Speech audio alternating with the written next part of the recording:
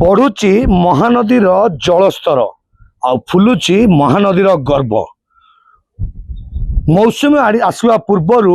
बन्या जल निष्कासन होगा पर काठजोड़े हो बा महानदी हो प्रत्येक नदी जितेबाला सुखिला पड़ा बर्तमान बन्या जल प्रभाव में नदी गुड़िक धीरे धीरे पानी आसवा आरंभ है यार सहित बन्या जल जितेबाला आसी धीरे धीरे महानदीर गर्भ फुलिया सहित महानदीर स्तर बढ़िबार लगिलानी। तेबे यार भितर हीराकुदर पानी छड़ा जाइए तेबे लोकों भितर आशंका बहुत बढ़िकी रही कारण जो भाव में पूर्वर बन्यार आशंका थिला हुए तो बन्यार आशंका नथिले जो भाव में जलस्तर बढ़िबार लगी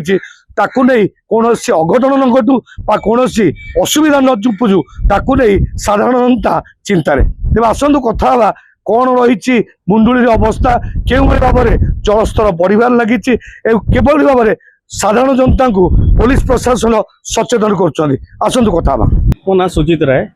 भाई कौन कहे बर्तमान हूँ जो भाव में महानदी पूरा खाली थिला कारजोड़ी खाली थिला बर्तमान पानी बढ़िबार लगी हीराकुद में बर्तमान पानी छाड़ा केमती अवस्था अच्छी बर्तमान नई गुड़ा फुली देखा भल लगुच या पूर्व तो नई काठजोड़ी हो कि महानदी हो जिनस गुड़ा कौन ना खाली खाली थिला सुखिला बाली देखा जाउतला किछिटा वर्षार परिमाण रे पानी आसी महानदी आउ विशेषकर कहर कौन ना गाँ लोक मान भी देखा जाए मना कर नई भितर को न जावाई बहुत भल कम कर प्रशासन भी निर्देश अच्छी कहीं सेल्फी नेबाई जाई ब्रिज पाखे ठिया हवा कि पानी भितर को ओल्लैवाई मना करा जिनसटा देखा बर्तमान ग्राम्य लोकों द्वारा जोटा कि भल लगुच। सब बड़ कथा आपण तो सब दीर्घ दिन रही आगुरी बन्या पना देखी पानी पशिजार सीडीए बिड़ासी देखी कौन ना ए वर्ष सेमती ए वर्ष कौन विगत 4 वर्ष है 4-5 वर्ष है से जिन गुड़ाक जना पड़ूना कौ जगार पानी जमिकी घाई माने रास्ता घाई हो पानी पशिबार बाट ना सर सब बड़ कथा आम देखु बर्तमान पर्यटक मैंने खूब भिड़ होती सेल्फी नापी नई भर पशुन ना से जिनसा ग्राम्य लोक मैंने आकट कर मना कर जातु ना कहीं जो गोटे 2टा केस हो गला मना कर भल लगे से ग्राम्य लोक मान सचेतन बहुत बहुत जरूरी लोक मैंने सचेतन हवा पानी भितर को न जावा कि गाई नहीं चरैया को जावाटा एगुड़ा भी बर्तमान न करने न कले बहुत भल हाँ गोटे पटे पुलिस प्रशासन समस्त बारण कर जागर तो ना कि हेनी गोटे पटे तो बारण करपटे लोक मैंने बेखातिर कर जबरदस्ती पशुंट पुलिस प्रशासन आउ कड़ाकड़ी सुरक्षा बलय करने दरकार कि लगुच पुलिस केते करियो पुलिस भी आमरी भाया मनीष आम जब सचेतन न हवा किसी करवानी आम सचेतन हवा निहाती दरकार जनतार सचेतन सबुति भल। मो ना अर्पिता महांती कौन आस आम भुवनेश्वर आसचु मैडम देखा आसते मुंडुली ब्रिज बर्तमान पानी छड़ा जाए बर्तमान केमती नदीर परिस्थिति केते रही केते फुली रही एबे तो बहुत जोर से सुए आपण माने भी देखि पारथिबे आपण भी देखि पारथिबे बहुत जोर से भी एबे पूरा स्पीड रे चली छि सुओ जाउछि आ आजिकली पिला माने भी सेल्फी पई जो फोटो उठेया पई कि कोन माने वीडियो करिया पई जो पूरा माने उत्साही कि रहि जाउछंदी तो से माने भूल बस तो पड़ी भी जाउछंदी कि मोबाइल खसी जाउछि कि एमती बहुत किछ असुविधार सम्मुखीन भी होउछंदी तो समस्त सचेतन भी करने को अनुरोध करुच्ची मु समस्त टिके सचेतनतार अवलंबन करेंगे कहीं तो आहरी भी पानी गेट खोलिबार संभावना अच्छी। मैडम कौन कहते गोटे पटे प्रशासन सब सचेतन करुच्ची युवपीढ़ी सेल्फी बर्तमान होती नई भितर पशि जाऊँच फटो उठाई दुर्घटना घटू कौन कहे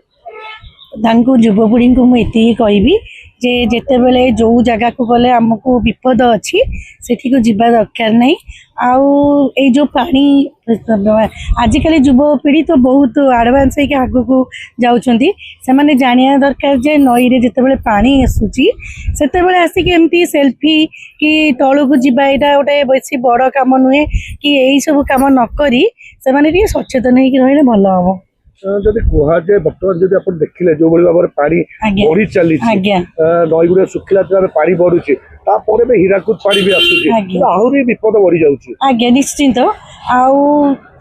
तो वर्षा दिन आरंभ है आगु भी आहरी हीराकुद पानी छाड़ बन्या जल बहुत बढ़ ବନ୍ୟା ବି ହେଇପାରିବ। ତେଣୁ ଯୁବପିଢ଼ିଙ୍କୁ ଏତିକି କହିବି ଯେ ସେମାନେ ଟିକେ ସତର୍କ ହେଇକି ରହିଲେ ଭଲ ହବ। ପ୍ରଶାସନ ଯୋଉଭଳି ଭାବରେ ସମସ୍ତଙ୍କୁ ସଚେତନ କରୁଛି, ନିବେଦନ କରୁଛି ନଈ ଭିତରୁ ନ ଯିବା ପାଇଁ, ତାଙ୍କ କାର୍ଯ୍ୟକଳାପ କେମିତି ରହିଛି? କେମିତି ଲାଗୁଛି? ପ୍ରଶାସନ ତ ତା ଡ୍ୟୁଟି ଆଜ୍ଞା କରୁଛି, ତା ସହିତ ବି ଆମକୁ ନିଜକୁ ସଚେତନ ହବାଟା ନିହାତି ଇମ୍ପୋର୍ଟାଣ୍ଟ। ପ୍ରଶାସନ ସବୁବେଳେ ତ ଆଉ ଜଗିକି ଆମକୁ ବସି ପାରିବନି, ସେ ତାହା କାମ ଅନୁସାରେ ସେ ତାଙ୍କ ଡ୍ୟୁଟି କରୁଛନ୍ତି। ସବୁଠୁ ବଡ଼ ମହତ୍ତ୍ୱ କଥା ହେଉଛି ଆମେ ନିଜକୁ ନିଜେ ସଚେତନ ହେଇକି ରହିଲେ ଏମିତି ଦୁର୍ଘଟଣା ହବନି। ତେବେ ଗୋଟିଏ ପଟେ ମହାନଦୀରେ ହୀରାକୁଦର ଜଳ ପଶିବା ପୂର୍ବରୁ ସାଧାରଣ ଜନତାଙ୍କୁ ପୋଲିସ ପ୍ରଶାସନ ତରଫରୁ ସଚେତନ କରାଯାଉଛି ନଦୀ ଭିତରକୁ ନ ଯିବା ପାଇଁ, କିନ୍ତୁ ଯେଉଁ ଅମାନିଆ ମାନେ ରହିଛନ୍ତି, ଯେଉଁମାନେ ହେଉଛନ୍ତି ସେଲ୍ଫି ନେବା ପାଇଁ ହଉ ବା ନିଜ ଜୀବନକୁ ବିପଦରେ ପକାଇ ସେଲ୍ଫି ନେବା ପାଇଁ ନଦୀ ଭିତରେ ପଶୁଛନ୍ତି, ତାଙ୍କୁ ବାରଣ କରିବା ସହିତ ସଚେତନ କରିଛି ପ୍ରଶାସନ। ନଦୀର ଜଳ ଗର୍ଭ ଆହୁରି ବଢ଼ିବାକୁ ଥିଲା ବେଳେ ଏବଂ ନଦୀର ସ୍ତର ବଢ଼ିବାକୁ ଥିଲା ବେଳେ ସାଧାରଣ ଜନତାଙ୍କୁ ସଚେତନ କରାଯାଇଛି। ଯେଉଁମାନେ ତଳିବା କୂଳରେ ରହୁଛନ୍ତି ବା ଯେଉଁମାନେ ନଈ ପାଣିର ଯୋଉଠାରେ ପ୍ରଭାବ ପଡ଼ିବ ସେ ଜାଗାରେ ରହିଛନ୍ତି, ସେମାନଙ୍କୁ ତୁରନ୍ତ ସେ ସ୍ଥାନ ଛାଡ଼ିକରି ଅନ୍ୟ ସ୍ଥାନକୁ ସ୍ଥାନାନ୍ତର କରିବା ପାଇଁ ସାଧାରଣ ସରକାର ନିବେଦନ କରିଛନ୍ତି। ହୀରାକୁଦର ଜଳ ମହାନଦୀରେ ପଶିବା ପରେ ମହାନଦୀର ଗର୍ଭ କେତେ ଫୁଲୁଛି, ତା ସ୍ତର କେତେ ଆଗକୁ ବଢ଼ୁଛି, ବିପଦ ସଂକୁଳ ରହୁଛି କି ନ ରହୁଛି, ଏ ସବୁ ଦିନକୁ ନେଇ ଲୋକମାନେ ଚିନ୍ତାରେ। ତେବେ ଆଗାମୀ ସମୟରେ କ'ଣ ହେଉଛି ଏବଂ ମହାନଦୀର କିଭଳି ଭାବରେ ତାର ମୁକାବିଲା କରୁଛନ୍ତି ପ୍ରଶାସନ, ଜିଲ୍ଲା ପ୍ରଶାସନ, ତାହା ଦେଖିବାକୁ ବାକି ରହିଲା। କଟକରୁ ପ୍ରିୟତ ପଟ୍ଟନାୟକ ରିପୋର୍ଟ, ବଡ଼ ଖବର।